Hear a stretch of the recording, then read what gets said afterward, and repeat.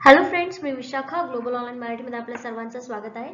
आजच्या सेशनमध्ये आपल्याला महाराष्ट्र सेट परीक्षा 2024 साठी पेपर 2 इकॉनॉमिक्सचं प्रिपरेशन करायचं आहे, ज्यामध्ये युनिट आपण स्टार्ट केलं होतं इंटरनॅशनल इकॉनॉमिक्स. आणि आजच्या सेशनमध्ये आपल्याला veg of presenting exchange rate हा इंटरनॅशनल मार्केटमध्ये चालणारा एक रेट आहे. तर त्याचे सादर करण्याचे मार्ग म्हणजे प्रेझेंट कसे केले जातात मार्केटमध्ये हे आपल्याला आजच्या सेशनमध्ये बघायचं आहे. सेशन स्टार्ट करण्यापूर्वी एक इम्पॉर्टंट सूचना किंवा संधी आहे. त्या सोडण्यासाठी जे स्टुडंट्स यावर्षीची एक्झाम टार्गेट करतायत त्यांच्यासाठी 7 एप्रिल टार्गेटेड डेट. एव्हरी लेक्चरमध्ये मी आठवण करून देते. या लेक्चरसाठी या पूर्ण एक्झामला टार्गेट करण्यासाठी आम्ही पेपर 2 इकॉनॉमिक्ससाठी स्पेशल एक फुल कोर्स घेऊन आलो आहोत. ज्या फुल कोर्समध्ये आम्ही तुम्हाला देणार आहोत संपूर्ण अभ्यास, मॉक टेस्ट, संपूर्ण अभ्यास, notes, video lectures plus live lectures, PYQs आणि पेपर 1 फुल कोर्स. या फुल कोर्समध्ये म्हणजेच पेपर 2 सोबतच पेपर 1 चे प्रिपरेशन तुमचं या फुल कोर्समध्ये होणार आहे.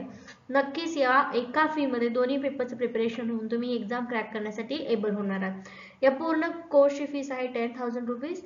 20% डिस्काउंट त्याच्यावर प्रोव्हाइड करत आहोत. आफ्टर डिस्काउंट त्याची फीस होते 8,000 रुपीज. फक्त करायची एक गोष्ट, इकडे दिलेला व्हॉट्सअप नंबरवरती मेसेज करायचा आहे किंवा प्ले स्टोरवरून ग्लोबल ऑनलाईन नावाचा ॲप डाउनलोड करायचा आहे. ॲपच्या सर्च बॉक्समध्ये MSc इकॉनॉमिक्स सर्च करून त्या कोर्सला तुम्ही लगेच जॉईन होऊ शकता. 1 जानेवारी पासून आपली न्यू बॅच स्टार्ट होते, सो लवकरात लवकर रजिस्ट्रेशन करा आणि आपल्या प्रिपरेशनला बूस्ट करा. So let's start with the session. Okay, चला तर सुरू करूया आजच्या सेशनला. आजचं हे आपलं चौथं सेशन आहे इंटरनॅशनल ट्रेडवरचं. Ways of presenting exchange rate, विनिमय दर सादर करण्याचे मार्ग. कोणत्या मार्गाने आपण विनिमय दर सादर करत असतो. नॉमिनल एक्सचेंज रेट एक आहे, ज्याला आपण नाममात्र विनिमय दर म्हणतो मराठीमध्ये, आणि इंग्लिशमध्ये रिअल एक्सचेंज रेट म्हणजे वास्तविक विनिमय दर असं म्हणतो. आता एक एक करून समजून घेऊया आपण. Price of one currency in terms of another currency म्हणजे एका कंट्रीची जी प्राइस आहे ती दुसऱ्या कंट्रीच्या करन्सीच्या टर्म मध्ये किती आहे. जसं की खाली उदाहरण दिलंय त्यांनी, $1 आहे, त्याची इंडियन रुपीज मध्ये प्राइस किती आहे, 65 रुपीज. ओके, तर हा जो रेट आहे, विनिमय दर आहे, त्याला नॉमिनल एक्सचेंज रेट बोलतात. Okay, price of $1 is presented in terms of Indian rupees. असं फक्त इंडियाचाच रुपये आहे आणि US आहे असं आपण म्हणतो.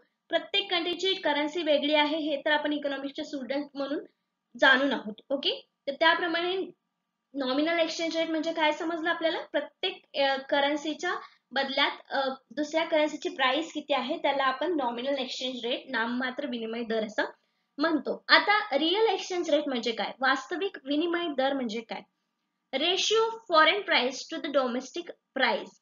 एका जसे फॉरेनची वेगळी प्राइस आहे आणि डोमेस्टिक आपली वेगळी प्राइस आहे, त्या दोघांचा रेशिओ ज्याला काढतो आपण त्याला वास्तविक विनिमय दर असं म्हणतो. तर काढताना एक फॉर्म्युला आहे खाली, R is equal to E PF upon PD. Okay, where आता इथे काय काय मिनिंग आहे त्याचं, त्या फॉर्म्युल्याचं ते बघूया. R म्हणजे रिअल एक्सचेंज रेट काढायचा आहे जो आपल्याला, आणि PF म्हणजे price in foreign country upon price in domestic country. हे दोन प्राइस नुसार त्यांचा रेशिओ काढला की आपल्याला रिअल एक्सचेंज रेट मिळतो. समजलं, इथे दिलेलं आहे हे R म्हणजे रिअल एक्सचेंज रेट काढायचा आहे, आणि ही जी आहे ती झाली आपली foreign country price in foreign country, आणि इथे प्राइस इन डोमेस्टिक कंट्री. आणि मग E म्हणजे काय आहे, नॉमिनल एक्सचेंज रेट, जो आपण इथे बघितला तो आहे इथे नॉमिनल एक्सचेंज रेट. तर या फॉर्म्युल्यानुसार आपण रिअल एक्सचेंज रेट काढू शकतो. हे दोन वेज आहे ज्याच्यामुळे आपण विनिमय दर सादर करू शकतो, nominal exchange rate and real exchange rate. Okay, याच्यावरती देखील एक्झाम मध्ये भरपूर सारे क्वेश्चन्स विचारले जातात. या टर्म्स जर आपल्या क्लिअर असतील तर आपण एक्झाम मध्ये कुठलेही आन्सर करेक्ट देऊ शकतो आपल्या ऑप्शन्स वरून, ऑप्शन वाचून देखील. ओके, आता नेक्स्ट आहे types of exchange rate. Exchange rate समजले, नॉमिनल आणि रिअल एक्सचेंज रेट. आता टाइप्स कोणते कोणते आहेत त्याच्यामध्ये. फिक्स्ड एक्सचेंज रेट म्हणजे निश्चित विनिमय दर. Exchange rate is held fixed by the monetary authority. आता आपल्याला माहिती आहे मॉनिटरी ऑथॉरिटी प्रत्येक कंट्रीची असते, त्याच्यानुसार एक एक्सचेंज रेट ठरलेला असतो की $1 एक म्हणजे आपला 65 रुपीज, असं प्रत्येक ठरवणारी एक मॉनिटरी ऑथॉरिटी असते, त्याला आपण काय म्हणतो, फिक्स्ड एक्सचेंज रेट. त्यांच्याद्वारे ठरवलेला रेट म्हणजे फिक्स एक्सचेंज रेट असतो. In other words, value of currency is fixed against various countries currencies. इथे व्हेरियस करन्सीज दिलेल्या आहेत, त्यांच्या अगेन्स्ट एक फिक्स्ड व्हॅल्यू असते. कशी असते? फिक्स्ड असते. म्हणून याला आपण काय म्हणतो? फिक्स्ड एक्सचेंज रेट, निश्चित विनिमय दर असं म्हणतो. दुसरं काय आता फिक्स झालं, त्याच्या अजून काय आहेत वेगळ्या टाईप? Flexible exchange rate. हा तर फिक्स झाला. आता फ्लेक्झिबल एक्सचेंज रेट पण असतो, म्हणजे लवचिक विनिमय दर पण असतो. फिक्स्ड निश्चित, लवचिक म्हणजे बदलता. Exchange rate is determined by the market forces with no government intervention. आता गव्हर्नमेंटचं कुठलेही इंटरव्हेन्शन नसताना मार्केट फोर्सेसमुळे काही एक्सचेंज रेट मध्ये बदल होतात. त्याला काय म्हणतो आपण? फ्लेक्झिबल एक्सचेंज रेट, लवचिक विनिमय दर. ओके. आणि तिसरा आहे मॅनेज्ड फ्लोटिंग एक्सचेंज रेट, तरंगता विनिमय दर. आता exchange rate is determined by the market forces with the intervention from monetary authority as and when required.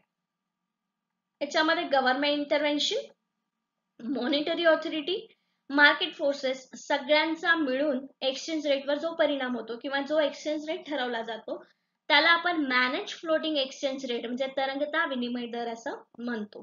तर हे 3 टाइप्स आहेत types of exchange रेटचे.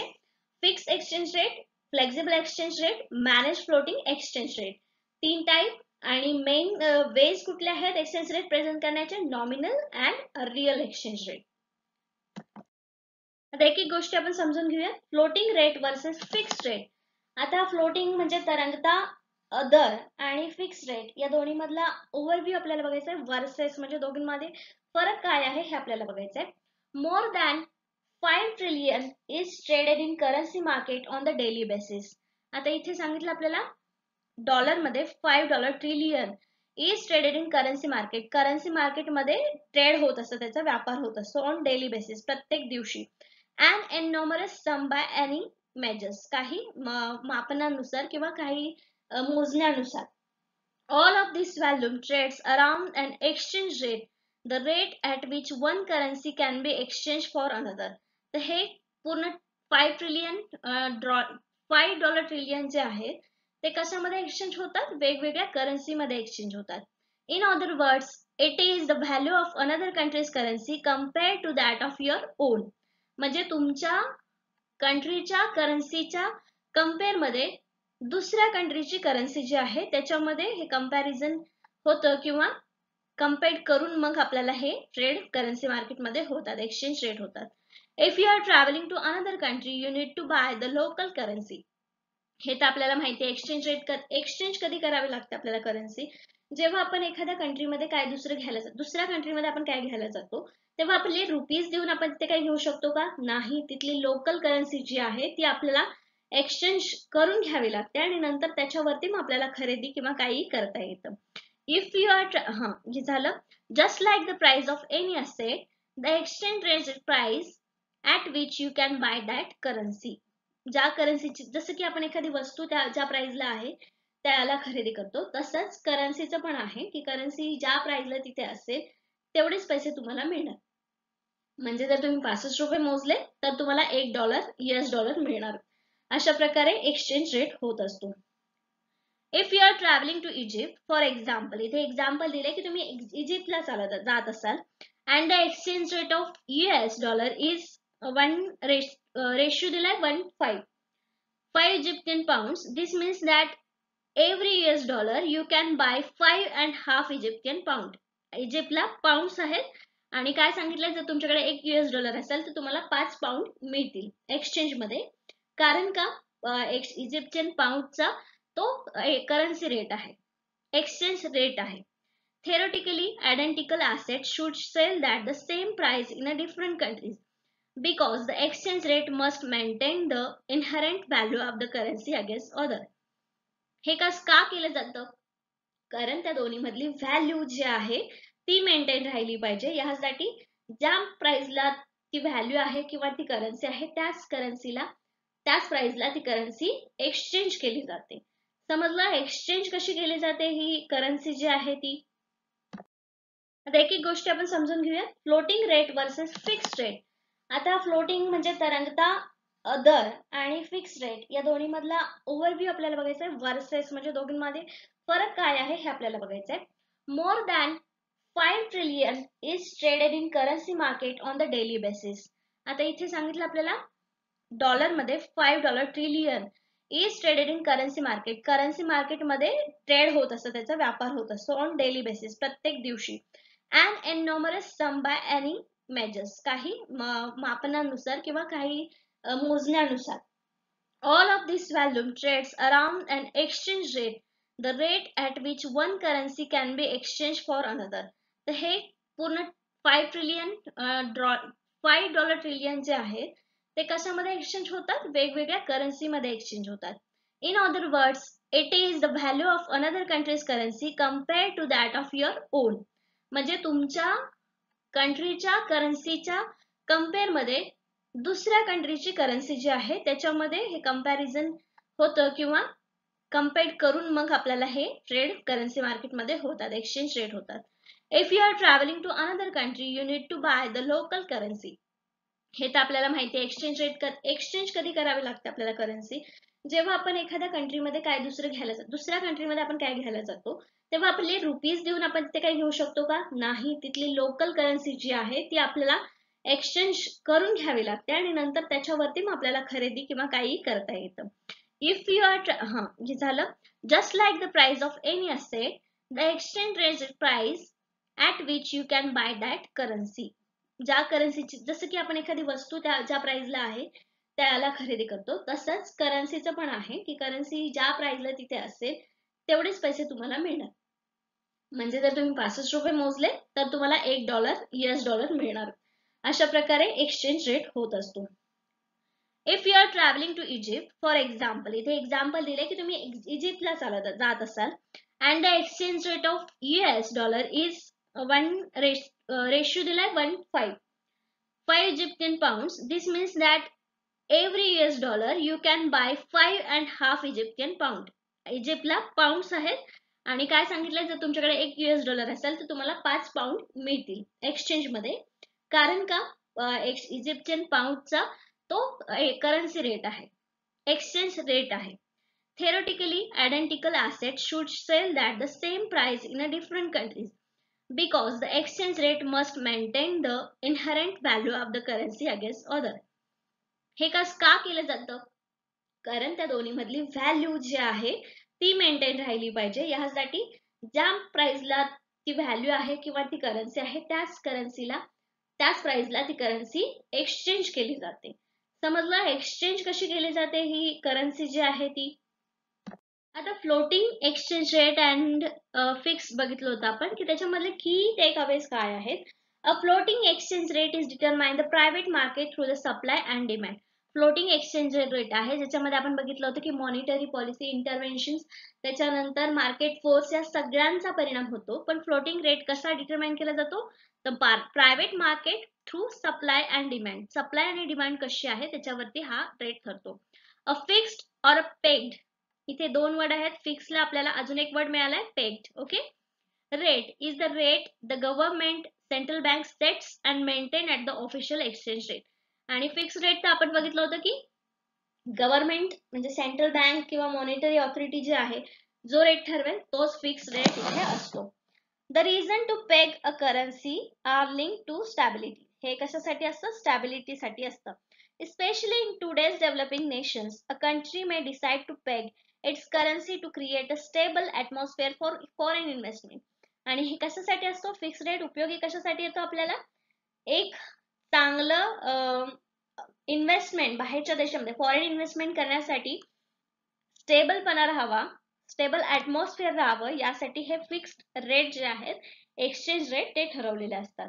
Okay. Fixed rate and floating rate, floating exchange rate. आता floating exchange rate and fix बघितलं होतं आपण की त्याच्यामधले की टेक अवेज काय आहेत. अ floating exchange rate is determine the private market through the supply and demand. Floating exchange rate आहे ज्याच्यामध्ये आपण बघितलं होतं की मॉनिटरी पॉलिसी, इंटरव्हेन्शन, त्याच्यानंतर मार्केट फोर्स या सगळ्यांचा परिणाम होतो. पण फ्लोटिंग रेट कसा डिटरमाइन केला जातो, तर private market through supply and demand, supply आणि डिमांड कशी आहे त्याच्यावरती हा रेट ठरतो. A fixed or a pegged, इथे दोन वर्ड आहेत, फिक्सला आपल्याला अजून एक वर्ड मिळालाय pegged. Okay. Rate is the rate the government central bank sets and maintain at the official exchange rate. आणि फिक्स रेट तर आपण बघितलं होतं की गव्हर्नमेंट म्हणजे सेंट्रल बँक किंवा मॉनिटरी ऑथॉरिटी जे आहे, जो रेट ठरवेल तोच फिक्स रेट इथे असतो. The reason to peg a currency are link to stability. हे कशासाठी असतं? स्टॅबिलिटीसाठी असतं. Especially in today's developing nations, a country may decide to peg its currency to create a stable atmosphere for foreign investment. आणि हे कशासाठी असतो fix rate? उपयोगी कशासाठी येतो आपल्याला? एक चांगलं इन्व्हेस्टमेंट बाहेरच्या देशामध्ये फॉरेन इन्व्हेस्टमेंट करण्यासाठी स्टेबलपणा राहावा, स्टेबल ऍटमॉस्फिअर राहावं, यासाठी हे फिक्स्ड रेट जे आहेत, एक्सचेंज रेट ते ठरवलेले असतात. Okay, fixed rate and floating rate, floating exchange rate. Next आहे आता फिक्स्ड अँड फ्लोटिंग. परत जे आपण एक्झाम्पल बघितलं होतं फिक्स्ड आणि फ्लोटिंग रेट मध्ये, आता ते नेमके काय आहेत ते बघूया. अ फिक्स्ड और peg rate is the rate of government central bank sets and maintain as the official exchange rate. हा जो असतो तो ऑफिशियल रेट असतो. जेव्हा आपण एक्सचेंज रेट विचारतो तेव्हा हाच रेट जो असतो, फिक्स रेट जो असतो, तो आपल्याला सांगितला जातो. A set price will be determined again a major world currency, usually the US dollar, but also other major currencies such as euro. फक्त US डॉलरच नाही आहेत आपल्याकडे, तर युरो, द येन और द बास्केट ऑफ करन्सीज, भरपूर साऱ्या करन्सीज आहेत आपल्याला. आजचा जो होमवर्क आहे तुम्हाला, सगळ्या देशांच्या करन्सीज बघून ठेवायच्या आहेत तुम्हाला, आणि त्या कधी इस्टॅब्लिश झालेल्या आहेत हे बघायचं आहे. कारण या वर्षीच्या इकॉनॉमिक्स पेपरमध्ये एक क्वेश्चन आला होता की करन्सीज कुठल्या, म्हणजे एक इयर दिलं होतं आणि त्या इयर मध्ये कुठल्या कुठल्या करन्सीज आल्या होत्या हे सांगायचं होतं. तर त्यातला क्रम जर आपल्याला माहिती असेल की कुठल्या सालामध्ये किंवा एकदमच कुठल्या करन्सीज आल्यात आणि एक वेगळी कुठली करन्सी आली, तर तुम्ही त्याचं उत्तर देऊ शकला असतात. तर त्यामुळे मी आजचा होमवर्क असं सांगितलं की तुम्हाला वेगवेगळ्या करन्सीज बघायच्या आहेत आणि त्याची इस्टॅब्लिशमेंट कधी झाली हे बघायचं आहे. In order to maintain the local exchange rate, the central banks buys and sells its own currency. आता इथे आपल्याला एक हे दिलेलं आहे की सेंट्रल बँक एक करन्सी ज्या आहेत त्या बाय आणि सेल करत असतात. कशासाठी? लोकल एक्सचेंज रेट मेंटेन करण्यासाठी. Okay, on the foreign exchange market, foreign exchange market मध्ये, in return for the currency to which it is pegged. जिथे फिक्स्ड होतात तिथे. आता floating rate, unlike the fixed rate, a floating exchange rate is determined the private market through the supply and demand. मगाशी पण आपण बघितलं की takeaways मध्ये की सप्लाय अँड डिमांड, मार्केट मधल्या सप्लाय आणि डिमांड वरती हा फिक्स्ड रेट, फ्लोटिंग रेट जो आहे तो ठरत असतो. A floating rate is often term as self correcting. याला सेल्फ करेक्टिंग असं देखील म्हटलं जाते. जसं की फिक्सला पेग्ड बोलतात, तसे इथे फ्लोटिंगला सेल्फ करेक्टिंग असं देखील म्हणतात. As any differences in supply and demand will automatically be corrected in the market. जर डिमांड आणि सप्लाय मध्ये काही बदल झाला तर ते ऑटोमॅटिकली इथे करेक्ट होतात. कारण हे कशावर डिपेंड आहे? मार्केट मध्ये सप्लाय आणि डिमांड वरतीच हा रेट ठरवला जातो. त्याच्यामुळे आपोआप तो चेंज होतो. Look at this simplified model. आता एक सिम्प्लिफाईड मॉडेल त्यांनी इथे आपल्याला दिलेलं आहे. म्हणजे एक्झाम्पल की आपल्याला कसं समजायचं आहे फ्लोटिंग रेट्स कसे काढले जातात. If demand for currency is low, जर डिमांड करन्सीसाठी लो असेल, it's value will be decrease. बरोबर आहे, जर डिमांड कमी असेल तर त्याची व्हॅल्यू कशी होणार? कमी होणार. Thus, making imported goods more expensive and stimulating demand for local goods and services. Imported goods जे आहेत ते एक्सपेन्सिव्ह बनवायचे आणि डिमांड वाढवायची लोकल गुड्स अँड सर्व्हिसेस साठी. This in turns will generate more jobs. हे काय करेल? आपल्याला जॉब्स सुद्धा वाढवेल.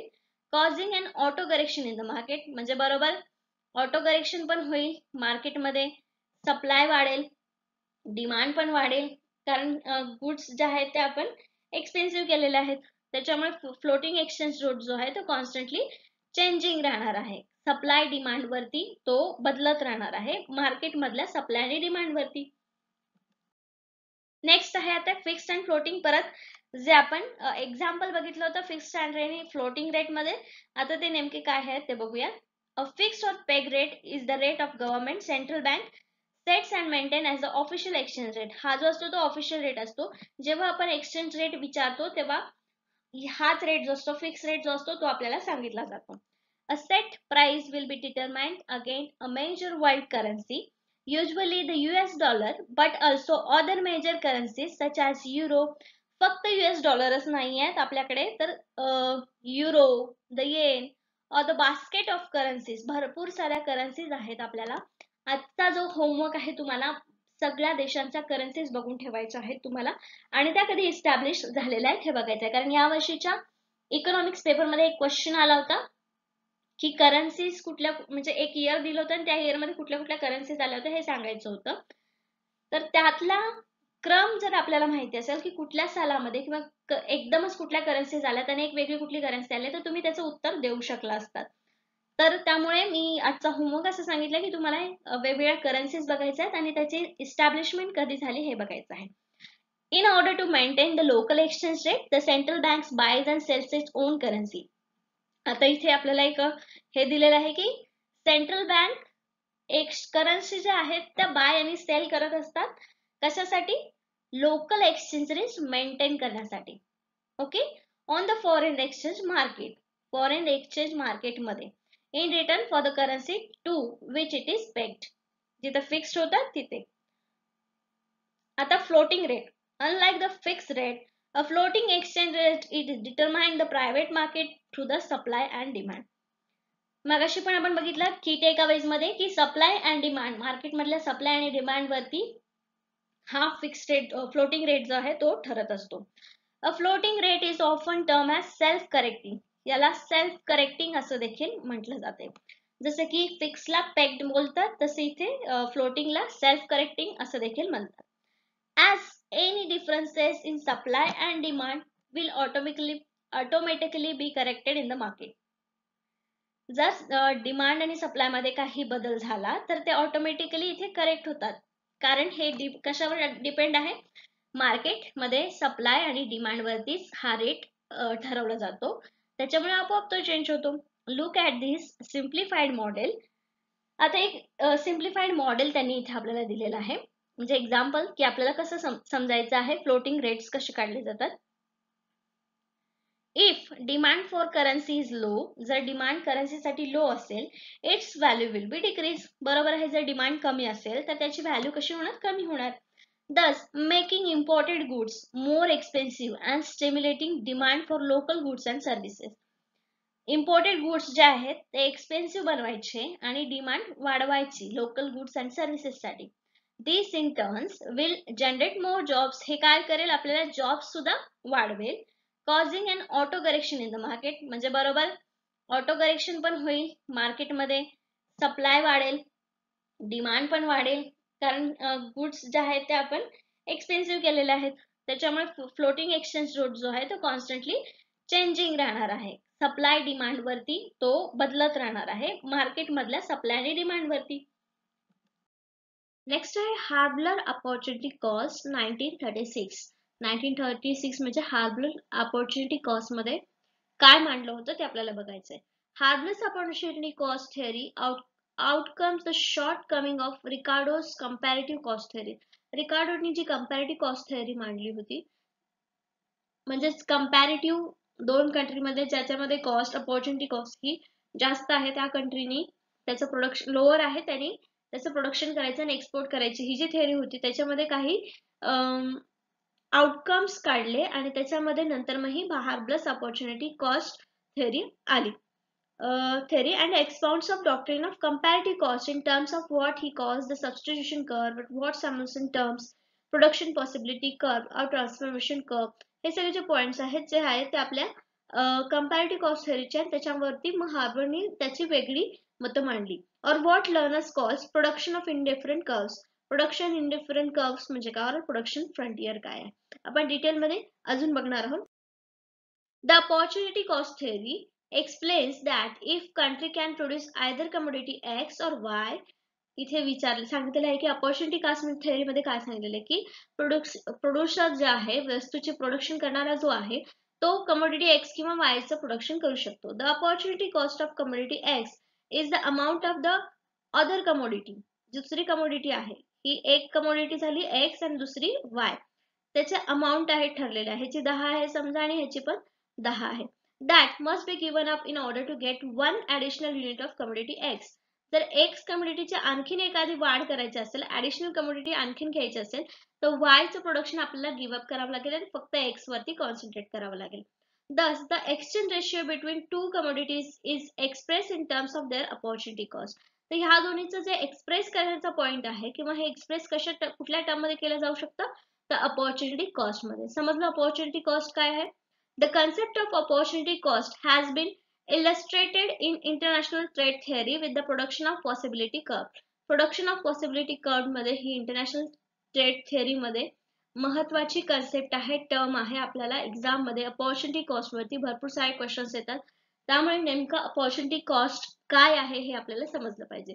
होपफुली इथे समजलं तर अपॉर्च्युनिटी कॉस्ट म्हणजे नेमकं काय. तर काय काय बघितलं आपण सुरुवातीला? ऍब्सोल्यूट लास्ट लेक्चर मध्ये बघितली, पण याच्यामध्ये आणि कंपॅरेटिव्ह मध्ये दोन्ही मध्ये डिफरन्स बघितला आपण. काय बघितला? डिफरन्स, बरोबर, सुरुवातीला. आणि त्याच्यानंतर काय बघितलं मग आपण? HO मॉडेल कुठून स्टार्ट झालं, त्याच्यानंतर बघितलं की स्टॅपलर-सॅम्युएल्सन मॉडेल बघितलं, स्टॅपलर-सॅम्युएल्सन मॉडेल. त्याच्यानंतर लास्ट वाला बघितलं आपण हार्बलर अपॉर्च्युनिटी कॉस्ट. Okay, OC. आणि त्याच्यानंतर दुसरा पॉइंट बघितला की अपॉर्च्युनिटी कॉस्ट नेमकं काय आहे. त्याच्यानंतर ह्या थेरीचे अझम्पशन्स काय काय आहेत आपण बघितले हार्बलरच्या. ओके, हे सगळे पॉइंट्स आपण आजच्या सेशन मध्ये कव्हर केलेले आहेत. नेक्स्ट सेशन मध्ये आपल्याला इंटरनॅशनल ट्रेड मधल्या नेक्स्ट टॉपिक वरती डिस्कशन करायचं आहे. आजच्या सेशन साठी धन्यवाद.